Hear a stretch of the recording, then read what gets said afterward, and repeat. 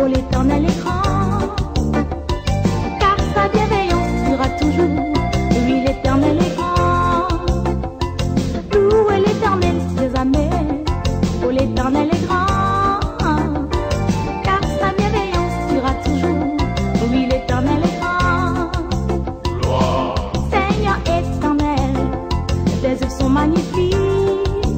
Gloire. Seigneur éternel, tes œuvres sont grandioses. Gloire. Seigneur éternel, tes œuvres sont magnifiques.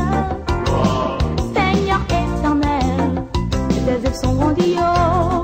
Voici, il a fait les cieux et la terre. Rien n'est comparable à sa grandeur. Voici, il a fait l'homme et la femme. Reçois jamais la louange.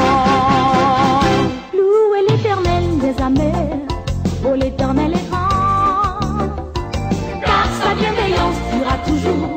Oui, l'Éternel est grand. Louez l'Éternel des armées. Oh, l'Éternel est grand, car sa bienveillance durera toujours. Oui, l'Éternel est grand. Gloire. Seigneur éternel, tes œuvres sont magnifiques. Gloire. Seigneur éternel, tes œuvres sont grandioses. Gloire.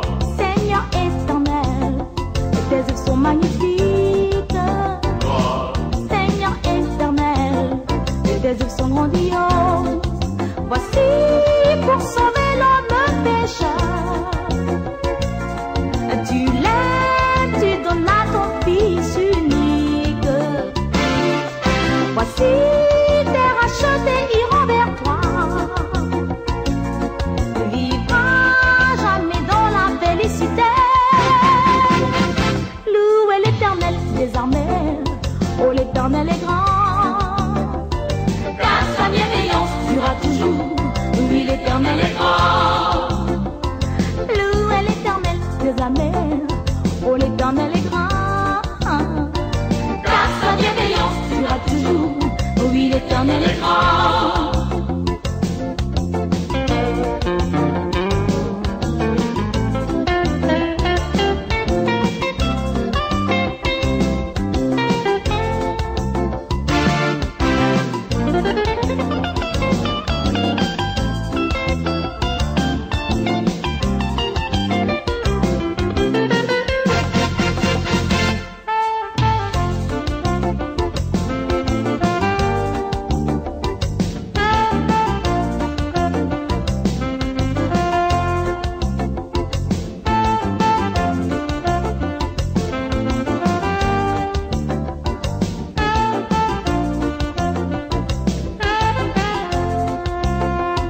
Louez l'Éternel, louez l'Éternel, car sa bienveillance durera toujours. Il est grand. Louez l'Éternel des armées.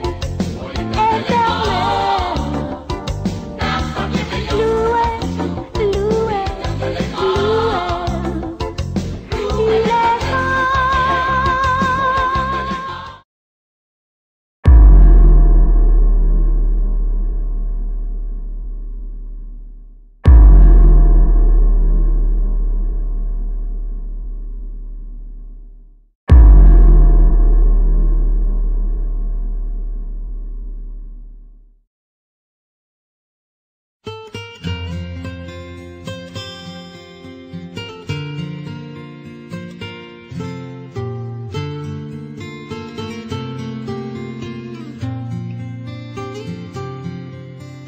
Les mots s'envolent, les vœux sont brisés et les promesses ne sont point tenues. Une famille divisée, l'amour déchiré, nuit après nuit, tant de larmes j'ai versé. Guéris mon cœur, calme ma douleur. choisi de pardonner, j'apprends à vivre, acceptant les blessures de mon âme. Viens guérir mon cœur, ô Seigneur. Mes amis m'ont quitté et d'autres exigé bien plus que je ne pouvais leur donner. Mon cœur est meurtri, ma confiance trahie. Nuit après nuit, je me demande pourquoi. Guéris mon cœur, calme ma douleur. Je choisis de pardonner, j'apprends à vivre, acceptant les blessures de mon âme. Viens guérir mon cœur, ô Seigneur.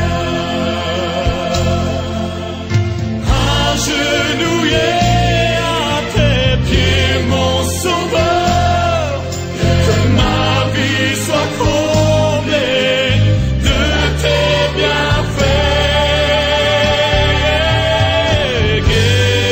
Guéris mon cœur, calme ma douleur.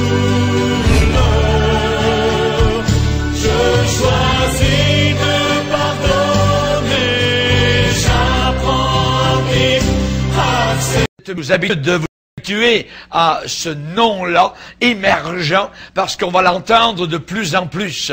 Et ce mot va prendre une ampleur tout à fait exceptionnelle à la fin des temps.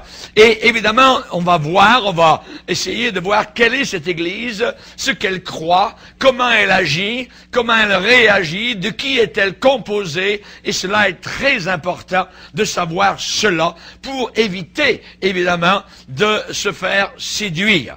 Et nous allons donc avoir une première partie, nous aurons ensuite un lunch durant une demi-heure environ, et ensuite on reviendra pour une deuxième partie, et nous allons avoir besoin de toute notre petite minute pour voir ce grand sujet. Alors, si vous empoignez, je dirais, ou si vous en saisissez, je dirais juste 80%, je serai très content. Voyez, on va passer au travers de cela le plus rapidement possible, et que vous puissiez évidemment saisir ce qui est en train d'arriver actuellement à ce qui s'appelle Église, parce que nous sommes rendus à la fin des temps, et l'Église émergente est un signe qui a été prédit par Jésus-Christ à la fin des temps. Cette Église, c'est une Église prophétisée par Jésus-Christ, l'Église émergente. Et on va, si vous voulez bien, se lever pour lire la parole de Dieu dans Matthieu 16. Matthieu chapitre 16, et nous allons lire simplement un verset, Matthieu 16, verset 23. Matthieu 16, verset 23. C'est Jésus qui réplique à l'apôtre Pierre, mais Jésus se retournant dit à Pierre, « Arrière de moi, Satan, tu mets en scandale, tu me scandalises, car tes pensées ne sont pas les pensées de Dieu, mais celles des hommes. » Seigneur, nous te bénissons, et nous sommes devant toi ce soir, toi le grand Dieu éternel, le grand Dieu tout-puissant, et nous te demandons, Seigneur, de garder tes enfants des pièges, des traquenards, des leurres, de Satan, des séductions de la fin des temps. Nous ne voulons pas avoir les pensées des hommes. Nous voulons dire avec Paul aux Corinthiens, « Or nous avons la pensée de Christ. » Aide-nous, Seigneur, s'il te plaît, dans cette bataille pointue de séduction à la fin des temps, pour que nous puissions discerner, voir et comprendre. Nous prions ces choses dans le nom merveilleux de celui qui a été saigné, de celui qui a été crucifié, de celui qui était rouge sang à la croix du calvaire, mais qui aujourd'hui est couronné de gloire et d'honneur à cause de la mort qu'il a soufferte pour expier chacun de nos péchés. Amen. Et tout le peuple dit Amen. Amen. Vous pouvez vous asseoir, frères et sœurs. Alléluia. Un grand sujet. L'Église émergente. Le Seigneur va dire dans Ésaïe, mes pensées ne sont pas vos pensées. La question importante est de savoir si nous sommes dans la pensée de Dieu, dans la pensée de Christ. J'aimerais vous dire au début que j'aime l'Église. J'aime beaucoup l'Église. J'y ai donné toute ma vie. J'ai consacré ma vie à exercer le ministère à l'intérieur de l'Église de Jésus-Christ. J'ai été pasteur depuis plus de 40 ans et je n'ai jamais envisagé faire autre chose que d'être un serviteur de Dieu à l'intérieur de l'Église. Mais l'Église, actuellement, est en train de changer, et je dirais de beaucoup changer. Avant que vous me compreniez mal, je vais vous dire une chose, c'est que je ne suis pas contre certains changements. Le changement est une partie naturelle de la vie. Mais cependant, il y a un danger. J'ai peur qu'en changeant tellement l'Église, que l'Église cesse d'être la véritable Église de Jésus-Christ. Selon la Bible, selon 1 Corinthiens chapitre 12, l'Église est le corps de Jésus-Christ sur la terre. Et c'est lui qui en est la tête et le dirigeant. Quand nous parlons de l'Église universelle, c'est un organisme comprenant tous les rachetés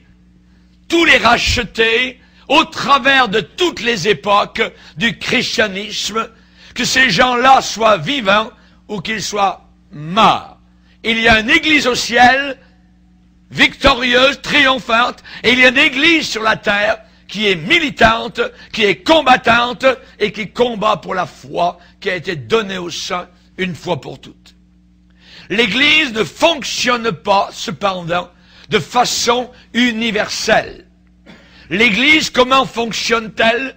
L'Église fonctionne par le biais d'assemblées locales, d'assemblées individuelles, particulières, distinctes, et qui comprennent, qui font à l'intérieur véritablement des gens qui sont normalement nés de nouveau, qui sont passés par la croix du calvaire, par la repentance, qui ont été transformés, comme a chanté tout à l'heure notre sœur, Amazing Grace, une grâce merveilleuse et étonnante. Ma vie a été changée et transformée quand je me suis repenti de mes péchés à la croix du calvaire. Amen. Alléluia. Gloire au Seigneur.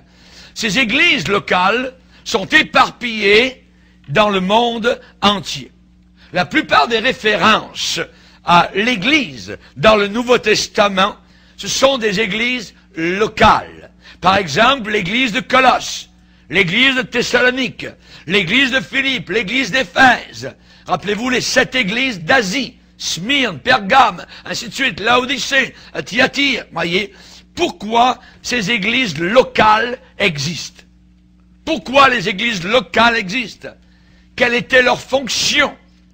C'est très dur, j'aimerais vous dire, c'est très difficile d'améliorer le modèle établi par la première église qui se trouvait à quel endroit? À Jérusalem. Le modèle, je dis bien le modèle, nous a été donné par l'église de Jérusalem. Et les détails se trouvent dans Actes chapitre 2, où il est dit que les chrétiens persévéraient dans l'enseignement des apôtres, dans la communion fraternelle, dans la fraction du pain et dans les prières au Seigneur. Ils persévéraient dans ces choses-là. Donc, les fonctions essentielles d'une assemblée locale, eh bien, c'est premièrement l'évangélisation. Oui. Ensuite, l'instruction de la parole de Dieu, l'enseignement. La participation, ensuite, aux ordonnances de l'Église, la Sainte Seine, le baptême dans l'eau pour les nouveaux convertis, les prières, la communion fraternelle. Et entrelacé à l'intérieur de tout cela, il y a l'adoration et l'édification. Ces activités définissent l'Église du Nouveau Testament. Et c'est cela qui la différencie, la démarque d'un club social. D'un club social ou d'un ralliement politique ou de quelques autres rassemblements sociaux.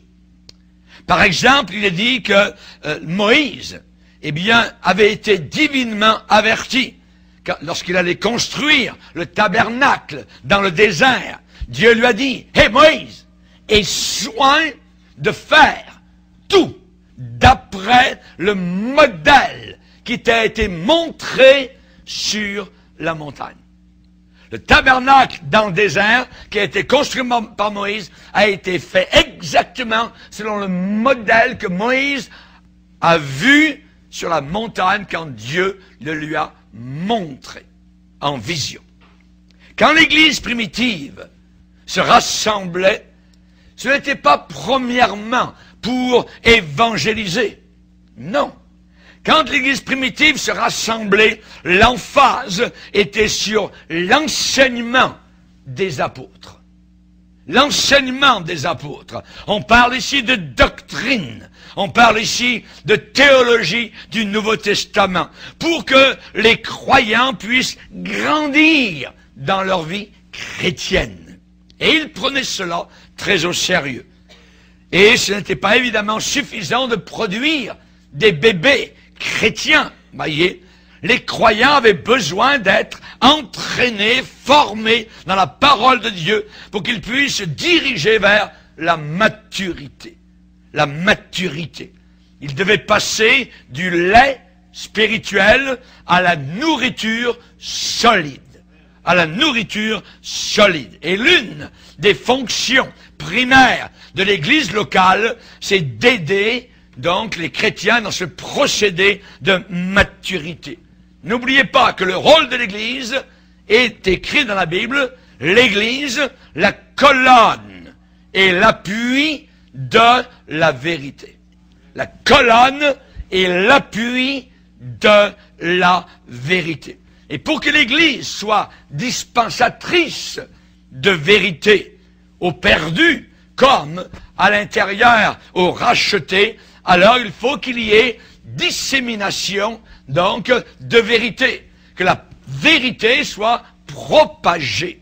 Il doit absolument, donc, y avoir cela au sommet, au top de l'agenda, donc, de l'Église. L'Église, colonne et appui de la vérité. Et l'Église primitive aussi, évidemment, donc, adorait, priait, participait au repas du Seigneur, fraternisait dans la communion fraternelle. Ils prenaient leur nourriture avec joie et simplicité de cœur. Et ces choses devraient être aussi pour nous très importantes. Mais voilà, c'est qu'au XXIe siècle, nous vivons dans les meilleurs temps, mais en même temps dans les temps les pires. Dans les temps les pires. L'Église évangélique est en train de flotter actuellement sur une mer de succès et de réussite. Et les églises grandissent. De nouveaux bâtiments poussent comme des champignons dans l'Église émergente, dans le mouvement de l'Église émergente. Des organisations comme Willow Creek Association à Chicago, avec Rick Warren, par exemple, pour en citer un, nous enseignent comment attirer les gens qui sont incroyants à nos réunions et à notre message. Et actuellement, il y a plusieurs méga-églises de milliers de personnes. L'impact aussi, ne pas oublier l'impact des Promise Keepers, le mouvement des Promise Keepers, des hommes d'affaires de plein évangile, pas oublier le mouvement écuménique mondial, mais cependant, j'aimerais vous dire tout de suite qu'il y a quelque chose dans tout cela qui n'est pas droit. Quelque chose qui n'est pas correct, parce que, évidemment, on voit qu'ils réussissent uniquement dans ce qui n'a pas d'importance. Dans ce qui n'est pas, aux yeux de Dieu, important. Quand on regarde de plus près à ces églises, ce sont des églises de marché. Des églises de marché. À l'intérieur, vous avez une variété de tout ce que vous voulez, de tout ce que le peuple désire. À l'intérieur de ces églises, il y a toutes sortes de, ce que j'appellerais, de self-service. Tu veux ceci, tu vas l'avoir. Tu veux cela, il y a autre chose. Il y a autre chose là-bas. Il y a ceci. Il peut y avoir, je dirais, il y a une centaine de programmes pour tout et chacun à l'intérieur. Comme quand vous achetez du café, vous avez toutes sortes d'arômes. Dans l'intérieur des églises émergentes, ça marche comme cela. Et un observateur qui est attentif va noter un certain nombre de signes alarmants. Le succès est partout. Le succès et la réussite est omniprésente.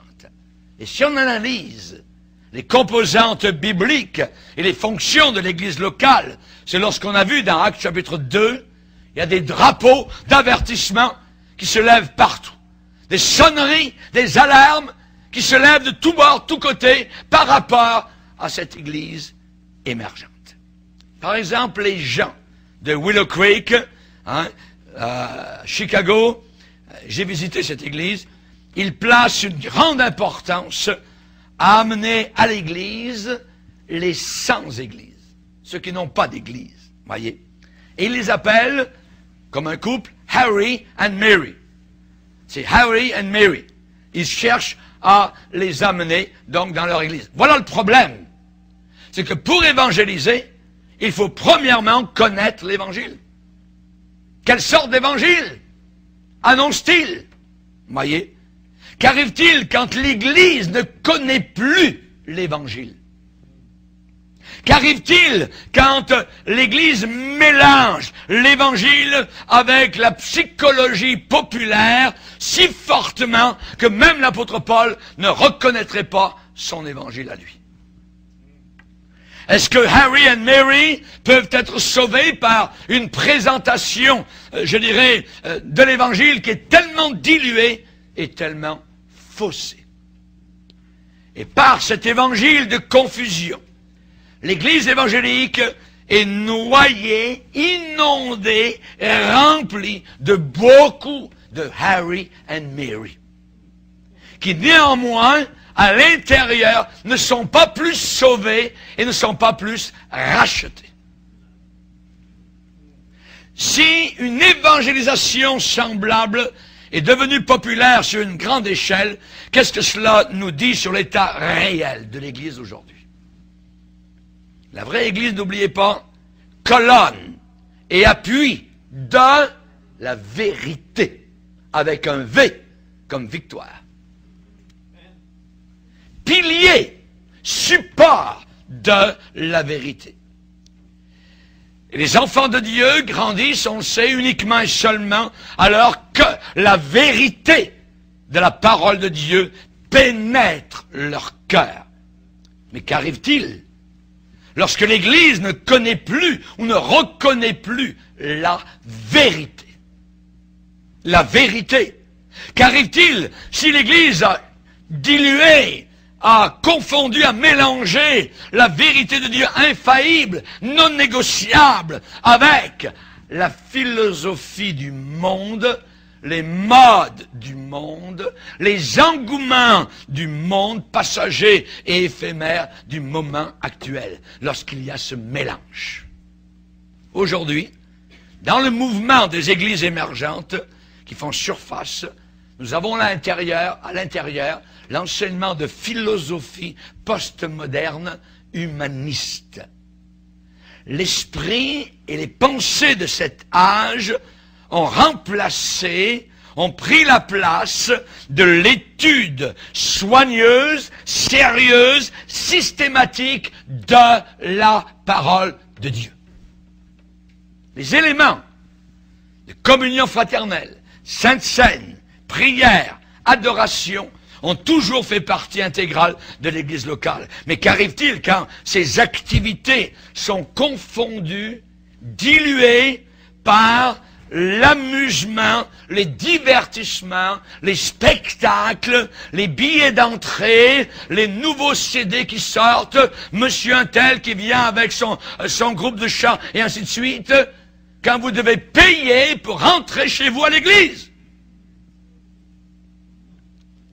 Ce que beaucoup appellent adoration est simplement de l'amusement, du divertissement et de l'entertainment. L'Église des derniers jours dans la Bible est un grand mystère.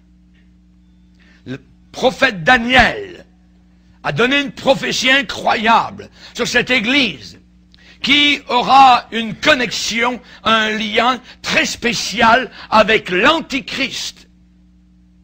Cette Église aura un lien très spécial avec l'Antichrist qui apparaîtra à la fin.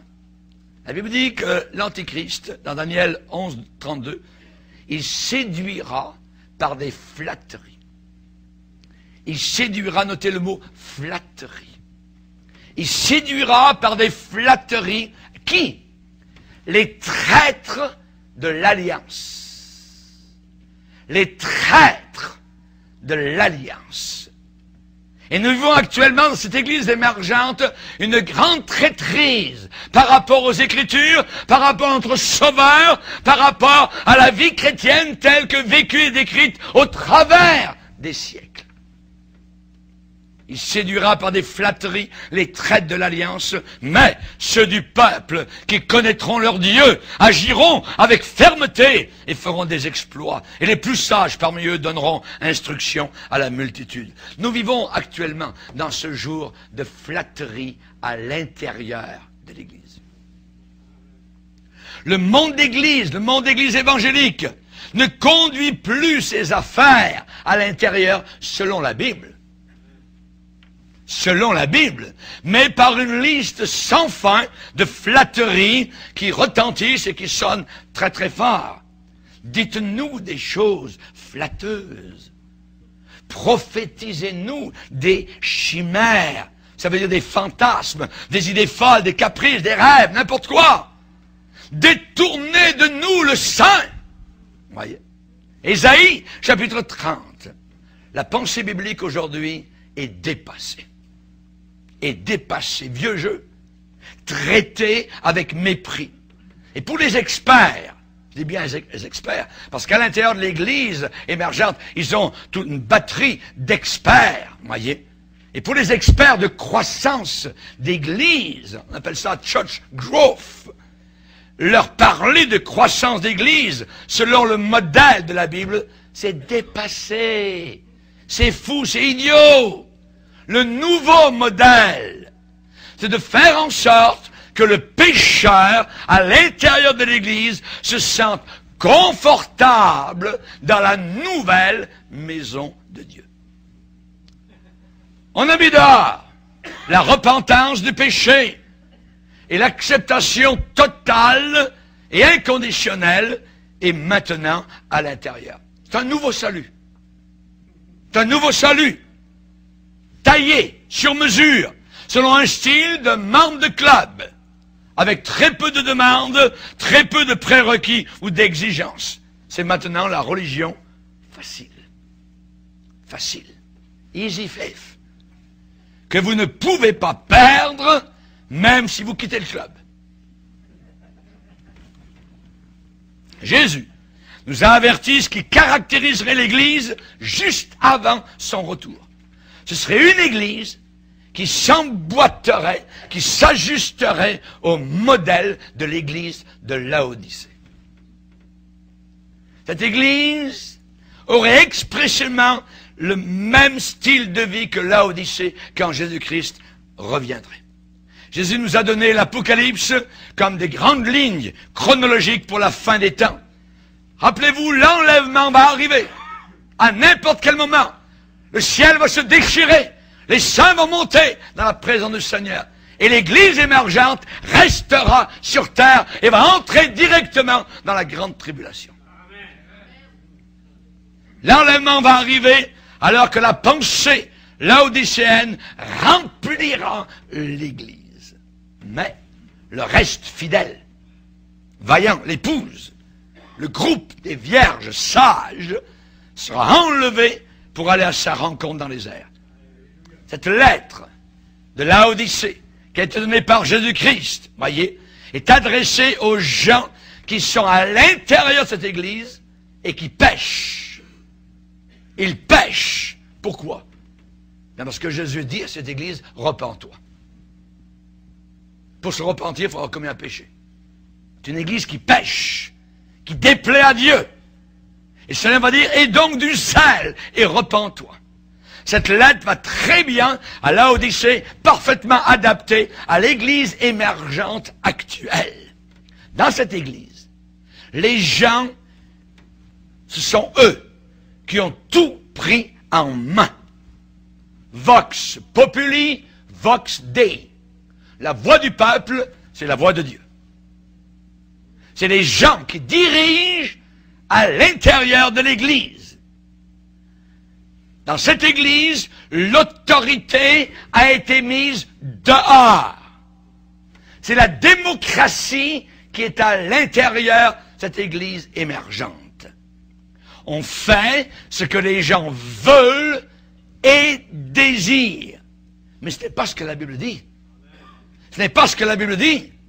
L'homme de Dieu qui est dans cette Église, qui se présente devant les foules tous les dimanches, voyez, ce supposé homme de Dieu est devenu un mercenaire. C'est un mercenaire qui est derrière le pupitre. C'est un homme acheté, loué. C'est un manager, c'est pas un homme de Dieu. C'est un pantin marionnette, un homme de papier qui doit marcher selon l'ordre du jour, l'agenda du comité, ou alors il doit sortir par la porte. Exclu. Jésus a dit, ne vous en faites pas si on vous exclut, si vous restez fidèles à ma parole et à moi, et si on vous exclut, c'est normal. Ils penseront rendre un culte à Dieu. Mais cet homme mercenaire qui est là devant les foules, il le paye bien. Pourquoi? Parce qu'ils l'ont acheté. Ils l'ont acheté. Mais un véritable homme de Dieu va découvrir très vite qu'il est bien plus que ce que les gens veulent et désirent. Le véritable homme de Dieu veut plaire à son Dieu. Il est appelé de Dieu, il doit rendre compte à Dieu et il doit se maintenir en communion avec son Seigneur. Dans la dernière lettre, parmi les 7 autres lettres, voyez, les 6 autres lettres, nous avons une description merveilleuse de Jésus-Christ. À l'église de Laodicée, le Seigneur se présente en disant, voici ce que dit l'Amen. Il s'appelle l'Amen. Le témoin fidèle est véritable. Est véritable. Celui qui voit juste. Celui qui dit la vérité. Celui qui ne flatte pas. Voyez, l'Amen, le témoin fidèle est véritable. C'est le seul endroit dans toute la Bible où Jésus est appelé l'Amen. Quand vous voyez cette église émergente de la fin des temps, vous savez que l'Amen est debout à l'extérieur sur l'escalier de cette église.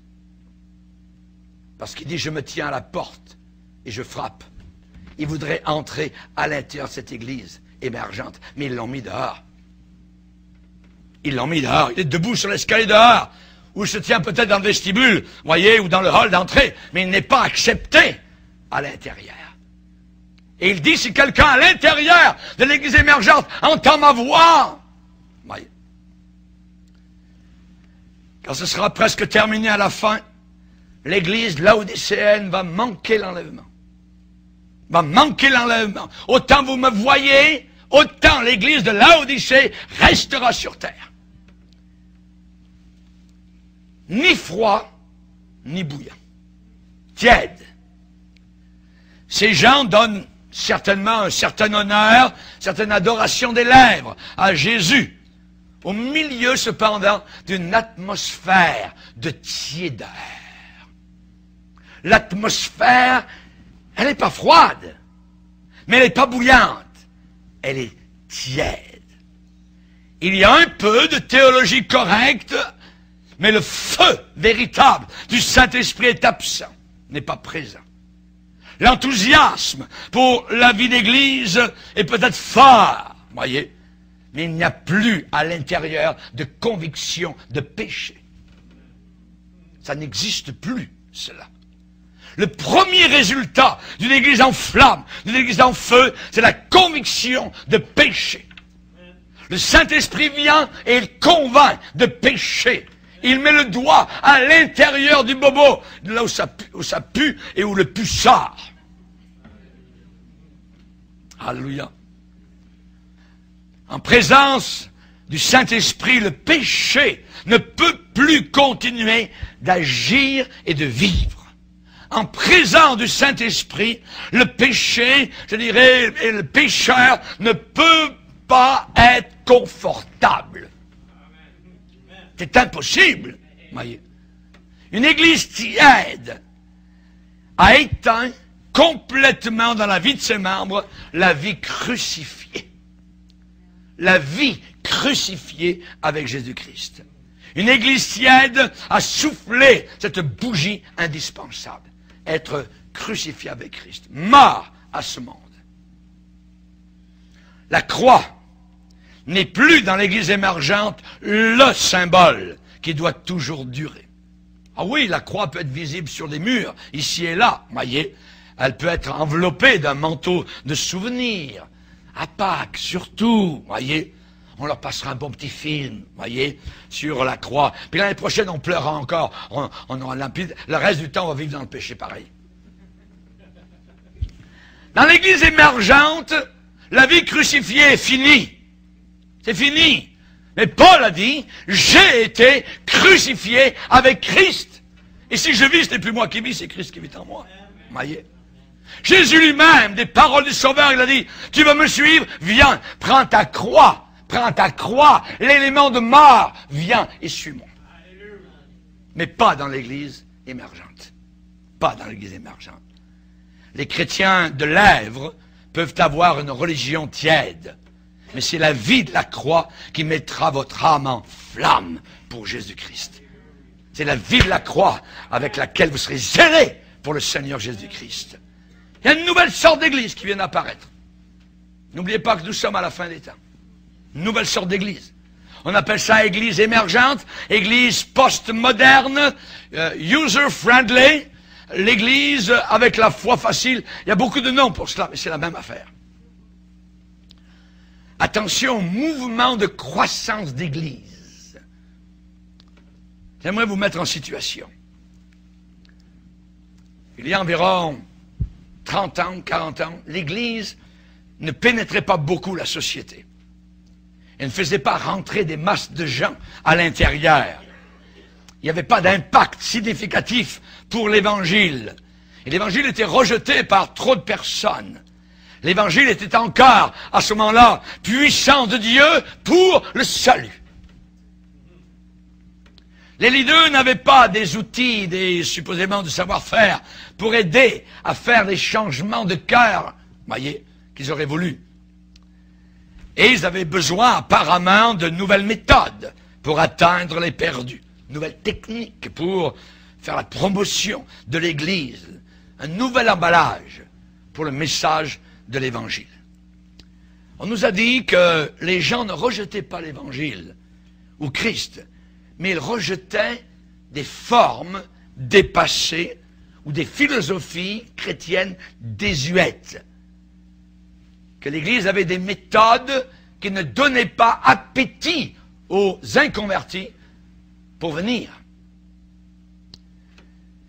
Amis, c'est vrai que nous devons avoir une excellence de travail. On n'est pas là pour être minable ou s'accommoder de quelque chose qui est vraiment qui va pas bien, voyez. On est en accord avec une évangélisation agressive, voyez, plutôt que de l'indifférence. On est d'accord pour avoir une direction dans l'Église, un but, plutôt que de ne pas avoir de but. On n'a rien contre l'innovation, la créativité, plutôt que le traditionnalisme. On est en accord avec la consécration, plutôt que la paresse, la négligence, la léthargie. Voyez. Il y a 2 églises principales en Amérique du Nord qui sont en train d'influencer le monde entier. Il y a Saddleback Community Church dans l'Orange County, en Californie, comme pasteur Rick Warren. Vous l'avez vu donc à côté d'Obama, à Washington, lors de l'intronisation. Il y en a un autre à Chicago, Willow Creek Community Church, dans la banlieue nord de Chicago, dans l'Illinois. Le pasteur s'appelle Bill Hybel. Ces églises servent de modèle pour revoir l'Évangile, refaçonner, réformer la façon dont nous avons vu l'Église depuis des siècles. Et ces églises s'appellent nouveaux modèles de référence, nouveaux paradigmes, nouvel exemple. Un autre aussi, un troisième, on pourrait ajouter, qui sont très gros, c'est Joel Osteen à Lakewood Church à Houston, Texas. Les 3 que je viens de citer sont des modèles pour le monde entier. L'association Billy Graham aussi travaille dans le même sens que ces 3 grandes églises que je viens de citer. Beaucoup d'églises partout dans le monde sont en train d'imiter les méthodes et le message promu par Rick Warren à Saddleback et Bill Hybel et Joel Osteen donc au Texas. Et à cause de leur réussite, à cause de leur succès, ces églises sont idolâtrées et adorées par la communauté évangélique moderne. Mais voilà le problème. C'est qu'à l'intérieur, il y a beaucoup de choses troublantes, très troublantes.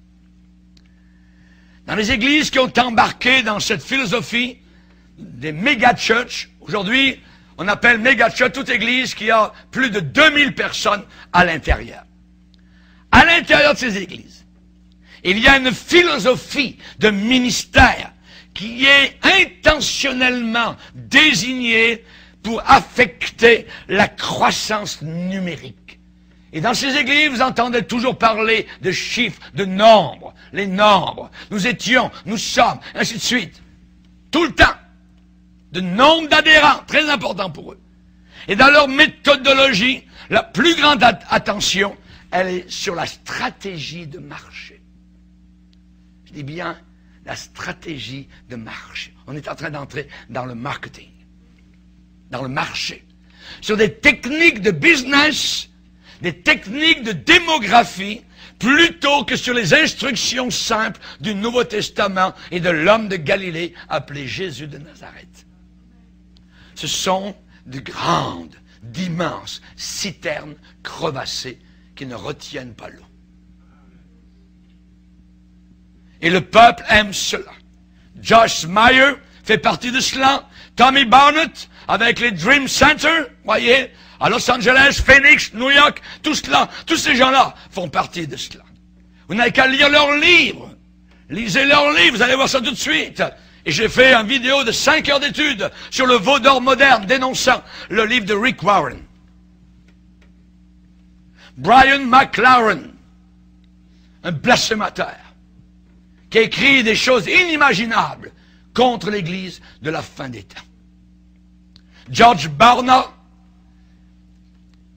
a écrit un livre intitulé « Un guide pas à pas pour mettre l'Église sur le marché ». A step-by-step guide to marketing the church. J'ai avec moi un livre que j'ai ramené d'Angleterre, parce qu'on a eu un grand camp, on s'est servi des prémices d'une école biblique, et dans la bibliothèque de l'école biblique, voilà ce que les étudiants, formation d'environ 300 futurs hommes de Dieu chaque année. Est-ce que des non-chrétiens seront au ciel? Et cet homme est en train d'expliquer, de réexpliquer le salut, la nouvelle naissance, en disant qu'au ciel, il y aura beaucoup d'inconvertis qui ne connaissent pas Jésus. C'est abominable. Ça, c'est l'Église émergente. C'est l'Église émergente. Y aura-t-il des non-chrétiens au ciel? Lee Strobel, qui a écrit beaucoup de livres pour Willow Creek, à Chicago, Lee Strobel. Il a un livre intitulé « Inside the Mind of Unchurched Harry and Mary ». À l'intérieur de la pensée de Harry and Mary, le couple qui ne va pas à l'église. Et à l'intérieur de ce livre, vous avez toutes les techniques du marketing. Mais le seul livre, l'unique livre, inspiré de Dieu pour la croissance de l'Église, c'est le livre des Actes des Apôtres et d'autres écritures de la Bible. C'est là que nous avons puisé notre modèle. Et voilà, c'est que l'Église est devenue un marché. Vous êtes au marché. Vous êtes au marché. Vous avez fait de ma maison une maison de trafic, a dit Jésus. Quand il a renversé, voyez, rappelez-vous toutes les choses dans le temple. Et Pierre a parlé qu'à la fin des temps, des pasteurs trafiqueraient du peuple de Dieu par cupidité. Il faut que l'argent rentre. Il faut que l'argent rentre. Les gens dans ces églises, dans l'église émergente, ne sont plus des chrétiens en réalité. Oui, ils portent le nom de chrétiens supposément, mais ils sont devenus des clients et des consommateurs. Et on les traite en tant que tels. Rappelez-vous dans Apocalypse 18, les marchands de la terre pleurent, sont dans le deuil. Personne n'achète plus leur cargaison. Quelle est leur cargaison? Des âmes d'hommes. Les âmes d'hommes sont devenues des cargaisons. Pour eux, il faut mettre le doigt sur le pouls de ce que les gens veulent et désirent. On a été avertis, Paul a dit dans 2 Timothée 4, à la fin des temps, ils détourneront l'oreille de la vérité. On peut avoir une Bible, parler de Jésus, et en même temps se détourner de la vérité. Le diable est bien plus rusé que ça. On veut une expérience directe avec supposément le divin, que ce divin soit appelé Saint-Esprit ou conscience cosmique ou le vrai moi ou le Christ cosmique du nouvel âge. C'est pas important à l'intérieur parce qu'ils s'en foutent complètement de la doctrine. On veut ce qui est pratique et on veut ce qui est personnel. On désire bien plus, je dirais, d'avoir le moyen de réduire mon stress, que de parler du salut. Voyez? Aujourd'hui, on désire bien plus ce qui est thérapeutique que théologique. Aujourd'hui, dans ces milieux, on veut se sentir bien. On vient à l'église comme on va au cinéma. Feeling good. Voyez. On s'en fiche, on est lavé dans le sang de Jésus. La Bible dit, mais vous, bien-aimés, souvenez-vous des choses annoncées d'avance. Ça veut dire prédites. Par les apôtres, notre Seigneur Jésus-Christ, il vous disait qu'au dernier temps, écoutez bien, il y aurait des moqueurs marchant selon leur convoitise impie. Ce sont ceux qui provoquent des divisions, hommes sensuels, n'ayant pas l'Esprit de Dieu. N'ayant pas l'Esprit de Dieu. Nous avons là sous nos yeux des gourous, avec la Bible en main, des gourous du marketing. Un marketing de quoi? D'âme. Un marché d'âme. Nous sommes dans le marché de l'industrie et de l'expérience. On va expérimenter. Et à l'intérieur de l'Église émergente, on prend bien plus soin et d'attention au service de garderie de l'Église que de la pureté doctrinale.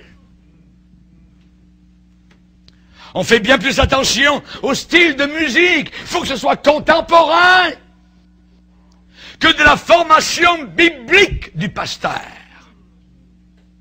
On nous dit dans ce genre d'église de penser plus à l'église comme un supermarché. Les gens veulent des choix, les gens veulent des options, ils veulent des commodités, pas d'inconvénients. Pas d'inconvénients. Tapis rouge tout le long. Voyez. Vous voulez un restaurant dans l'église? Pas de problème. Ils ont un restaurant, j'ai visité là-bas. Si vous allez voir le centre d'achat Saint-Bruno, c'est exactement aussi grand que ça. Avec les escalators, avec les salles de gym, avec tout ce que les gens veulent. C'est une église apostate. C'est une église qui va vers l'enfer. Jésus dit, tu seras vomi, je te vomirai. Vomirai de ma bouche. Voyez?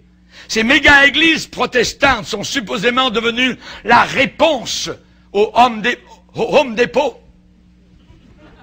au Rona, Winner, Canadian Tire, Walmart. C'est le Walmart spirituel.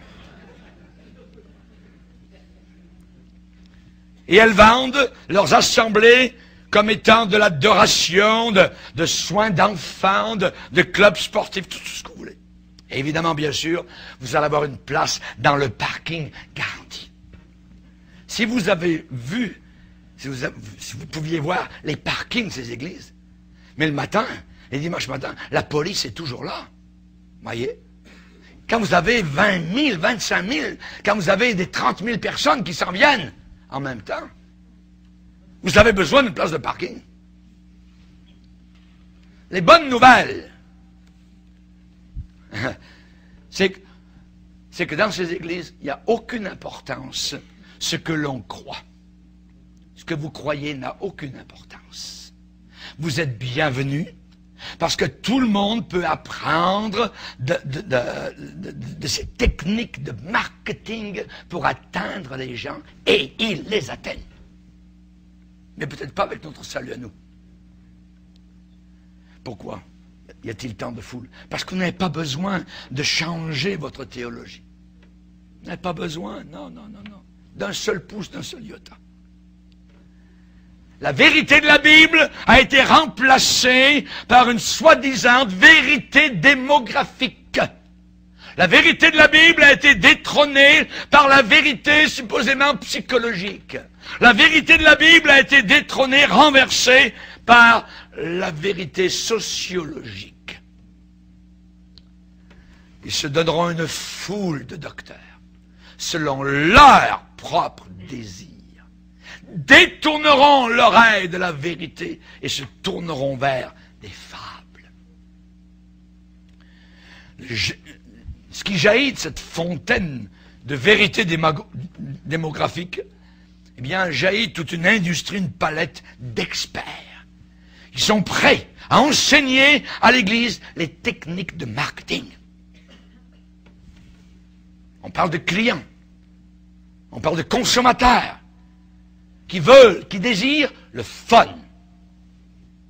Ils veulent le fun, l'amusement. Alors il faut créer dans l'Église un environnement de fun. Le but de l'Église est devenu le fun. Et le fun a remplacé la sainteté qui a été détrônée. Il faut créer à l'intérieur de ces églises un environnement de spectacle, de divertissement. Il y a beaucoup de chrétiens qui ont la mauvaise conception que pour gagner les gens à Jésus-Christ, nous devons en premier gagner la faveur des gens. Ils croient ça. Ils pensent que pour les gagner à Jésus, il faut premièrement gagner leur faveur.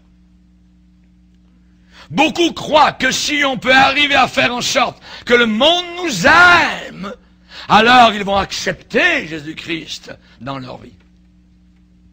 Non, ce n'est pas cela du tout. Voilà la philosophie qui est derrière ces églises, ce mouvement d'église, user-friendly, sympathique, émergente, C'est une sorte de mutualité laodicéenne. Voulez-vous jouer à un jeu?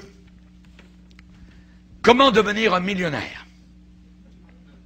La question que je vais poser est une question à 500 000 $. Allez un peu dans vos pensées dans le livre de l'Apocalypse. Il y avait 2 églises. Laodicée et Smyrne. Question à 500 000 $. Laquelle de ces 2 églises était une église qui grandissait, qui était en pleine croissance? Laodicée? La Bible dit que cette église se voyait riche. Je suis riche. Je me suis enrichi. Elle se voyait argentée, cossue, opulente, luxuriante, prospère, n'ayant besoin de rien. Mais apostate. Apostate. Ou bien Smyrne. Smyrne, une autre église, décrite comme étant pauvre, comme étant dans la tribulation, comme étant calomniée, persécutée, souffrante, face à une très grande persécution. Vous avez besoin d'une bouée de sauvetage? Pour la réponse, la question est là. Toc, toc, toc, toc. Laquelle de ces 2 églises grandissait, croissait en nombre d'adhérents? Laodicée. Vous avez raison. Voilà la réponse. Dieu a dit à l'Église que Laodicée, qui croissait, qui grandissait, Jésus a dit qu'il allait les cracher de sa bouche. Qu'il allait les cracher de sa bouche. Je te vomirai. Tu n'es ni froid ni bouillant. Tu es tiède. Je te vomirai. Et il a dit à Smyrne, je te donnerai la couronne de vie.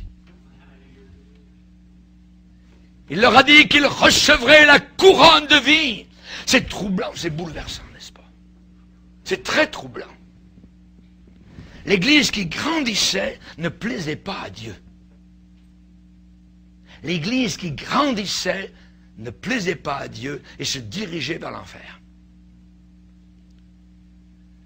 Et l'Église qui luttait, qui bataillait, lui plaisait, lui était agréable.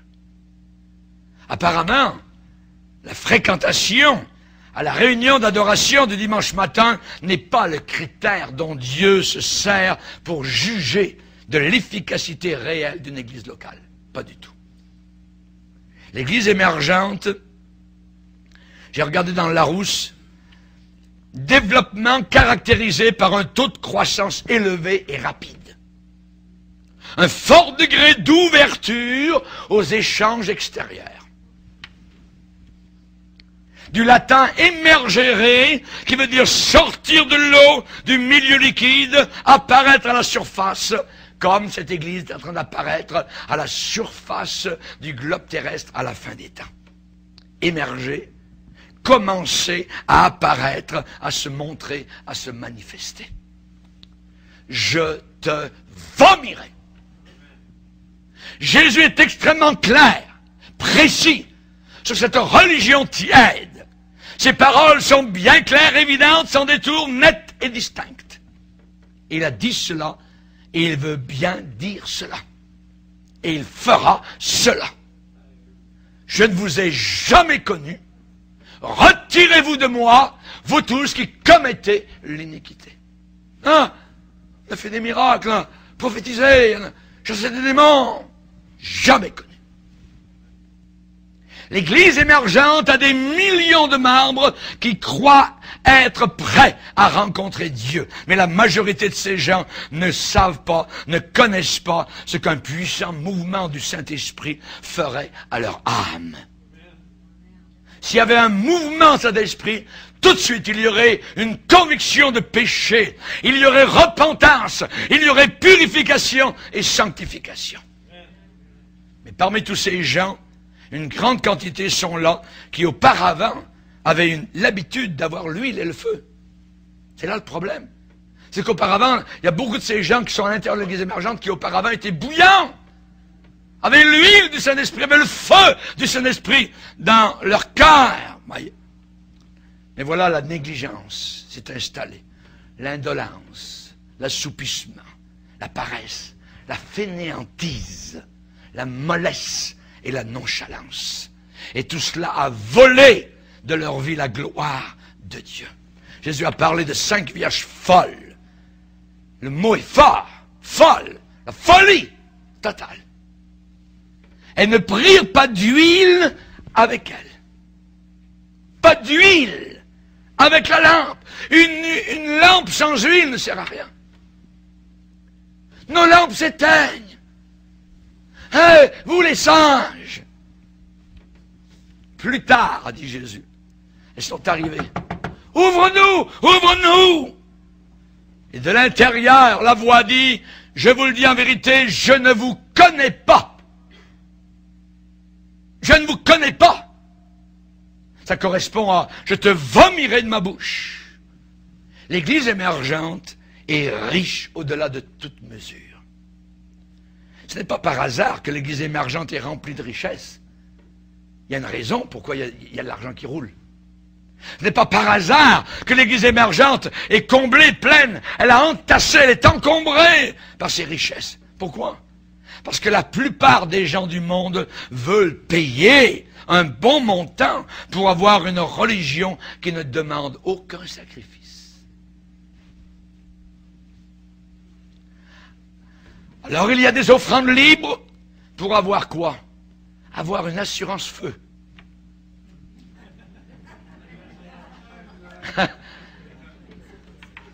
Assurance feu. Il y a du feu quelque part, moi, il y a en enfer. Mais ils veulent avoir une assurance feu sans payer de prime, sans redevance. L'Église émergente est exactement cela, une assurance feu sans prime. Une promesse de salut sans la vie de la croix, sans association avec le Jésus cloué de la croix. Ils ne veulent pas avoir la honte de Jésus avec eux et sur eux. J'aimerais vous dire que le moi meurt toujours difficilement. Et l'église laodicéenne est une église où le moi est bien en vie, où le moi est bien vivant et où la chair est en très bonne santé. Connaissez-vous les œuvres de la chair? Impudicité, impureté, dissolution, idolâtrie, magie, querelle, jalousie, dispute, division, secte, ivrognerie, excès de table. Paul a dit, je vous dis, ceux qui commettent de telles choses n'hériteront pas le royaume de Dieu. Il n'y a aucun ivrogne au ciel, il n'y a aucun impudique au ciel. Le Fils de Dieu n'a laissé aucun doute quand il a dit, si quelqu'un veut venir après moi, qu'il renonce à lui-même. Qu'il se charge chaque jour de sa croix et qu'il me suive. Si vous n'êtes pas mort à l'ego, à votre moi, si vous n'êtes pas, je dirais, crucifié littéralement, alors vous êtes perdu. Et vous allez manquer l'enlèvement. Vous allez manquer l'enlèvement. L'invitation au salut dans ces églises émergentes est une vraie farce. Une vraie farce. C'est la plus grande farce au monde. L'invitation au salut dans ces églises. On peut être d'accord mentalement avec ce que la Bible dit. On peut être d'accord que Jésus est mort sur une croix, mais ça ne sauvera jamais personne. La Bible dit, tu crois qu'il y a un seul Dieu, tu fais bien. Les démons le croient aussi, elles tremblent. Tous les démons sont des croyants.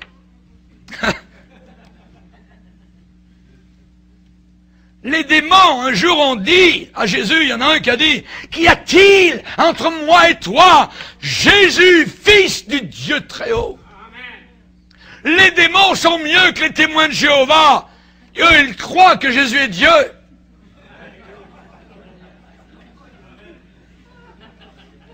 À un autre moment, les démons ont dit à Jésus, je sais qui tu es, le Saint de Dieu.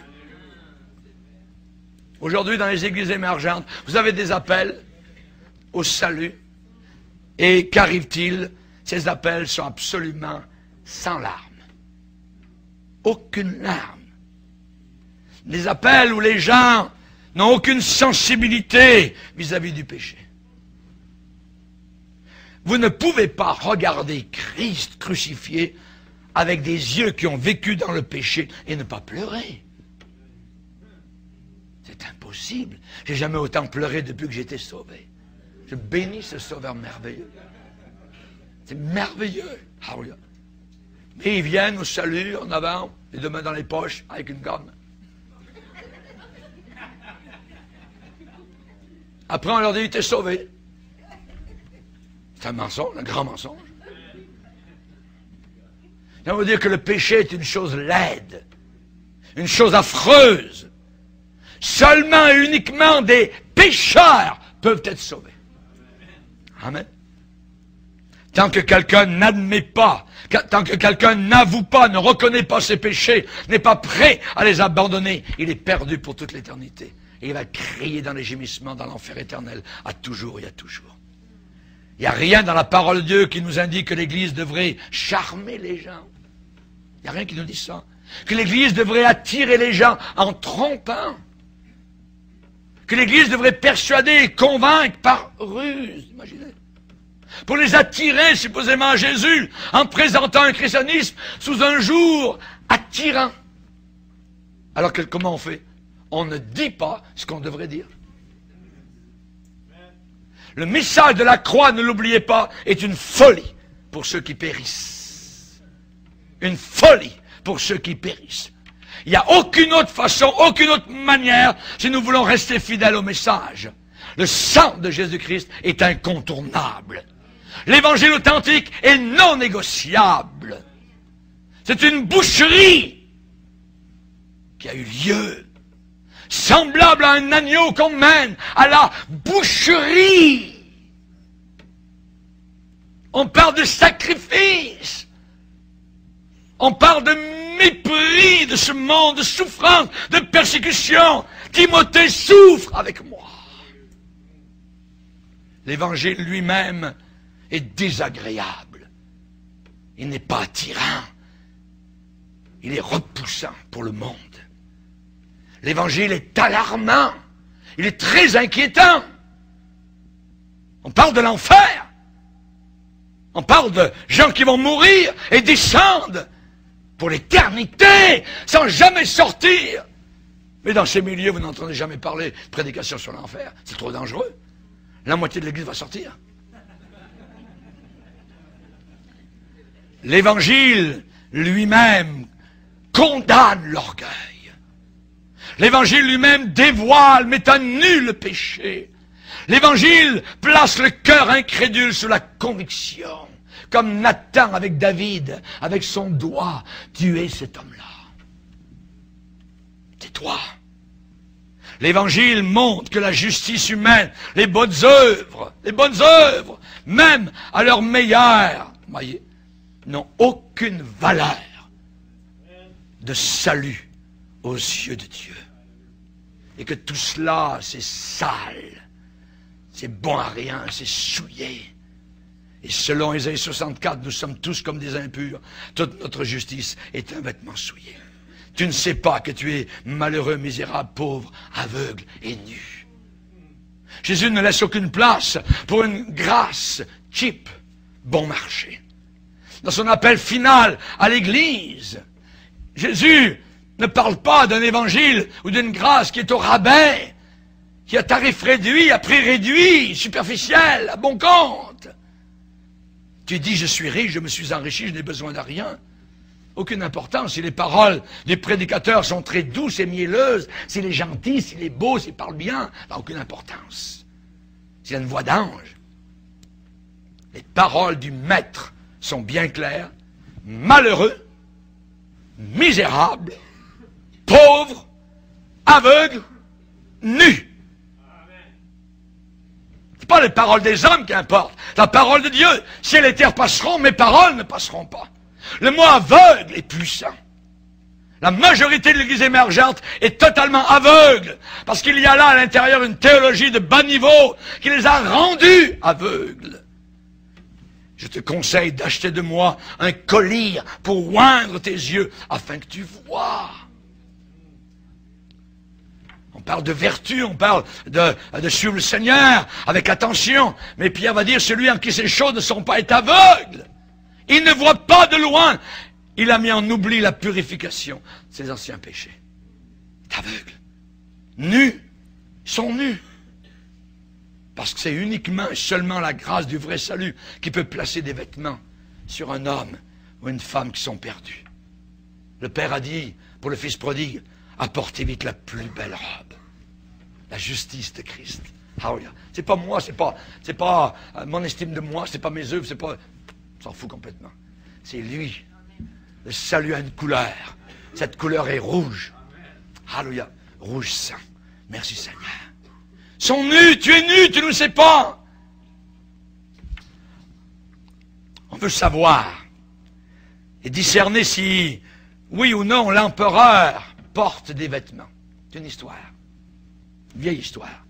Un empereur s'est laissé tromper, s'est laissé duper, a pensé, à croire qu'il portait une nouvelle robe royale, toute belle, alors qu'en réalité, il ne portait rien du tout. Chose étonnante, comme on avait dit à la fois au roi et au peuple de son royaume qu'il était revêtu d'une belle robe, tout le monde croyait qu'il en était ainsi. Et cela a été appuyé, a été confirmé lorsque les tailleurs du royaume ont dit que seulement des fous seraient incapables de voir la robe qui était sur le corps de l'empereur. Personne ne voulait que l'on pense d'eux-mêmes qu'ils étaient des fous. Voyez, ils ont joué le jeu et ils ont voulu être à la mode du jour. Tout s'est très bien passé jusqu'au jour où un enfant, qui était très peu instruit, a crié « Oh, regardez, l'empereur est tout nu !» Et soudain, tout le monde a... C'est vrai. Tout le monde a remarqué cela. Et tout le monde fut très embarrassé. Voyez, avec justice. Même si selon l'écriture, selon l'histoire, l'empereur a continué donc la charade, cette histoire donc étrange et très embarrassante. Et j'ai bien peur que l'Église soit tombée dans cette fâcheuse méprise, dans la même situation difficile et embarrassante. Tu ne sais pas que tu es nu. Samson ne savait pas que l'Éternel s'était retiré de lui. Mon peuple périt faute de connaissance. Dans les dernières années, le bras le plus fort à succès de l'Église évangélique, en termes de croissance, d'argent, de prestige, a été l'Église du marché, l'Église émergente, nouvelle mode, nouveau genre, Église de spectacle, Église postmoderne, user-friendly, Église cafétéria, Église self-service, Église sentimentaliste, sensuelle. Et à cause de cette réussite, ces églises ont été imitées partout, au Canada, en Amérique du Nord et dans le monde entier. Est-ce l'église habillée? Est-ce l'église pleinement vêtue? Est-elle revêtue des robes et des vêtements bibliquement prescrits du salut véritable avec le sang de Jésus? Porte-t-elle les vêtements de la véritable évangélisation, de l'édification selon la parole de Dieu, avec la repentance véritable? La Bible parle de vêtements blancs afin que tu sois vêtu et que la honte de ta nudité ne paraisse pas. Cette église émergente est une honte. Après avoir quitté Chicago et les amis avec lesquels j'étais, j'avais fait une série de réunions à Chicago et j'ai été voir cette église là-bas émergente. J'ai dit, regardez bien les frères, vous venez de voir l'église de Laodicée. Des vêtements blancs, afin que tu sois vêtu et que la honte de ta nudité ne paraisse pas.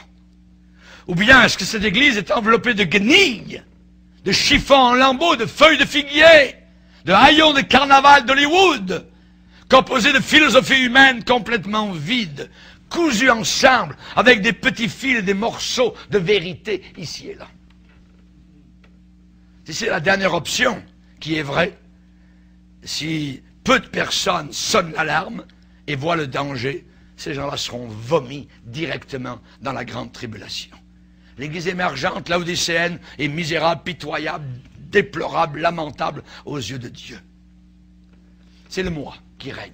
M pour méchant, O pour orgueilleux et I pour insensé. Et dans la deuxième partie, nous allons avoir 3 choses sur l'Église émergente. Une Église avec une mauvaise adoration. Deuxièmement, une Église bâtie sur une mauvaise fondation. Et troisièmement, une Église avec une mauvaise prédication. Seigneur, nous sommes devant toi.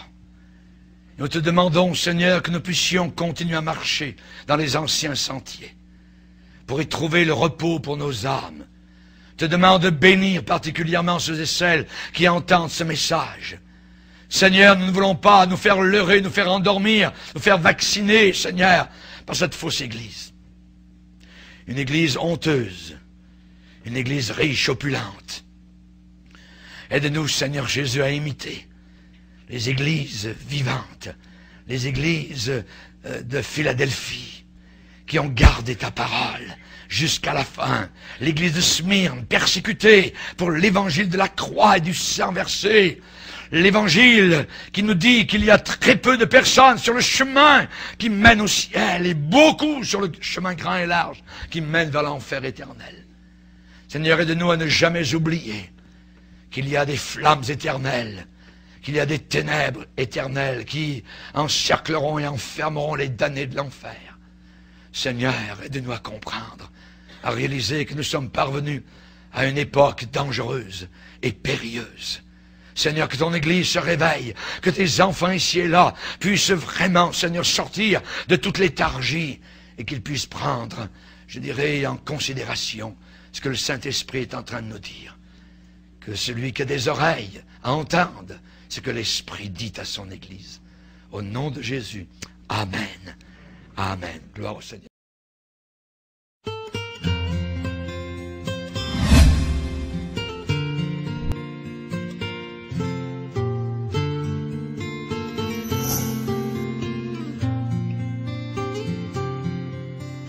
Les mots s'envolent, les vœux sont brisés, et les promesses ne sont point tenues. Une famille divisée, l'amour déchiré, nuit après nuit, tant de larmes j'ai versé. Guéris mon cœur, calme ma douleur.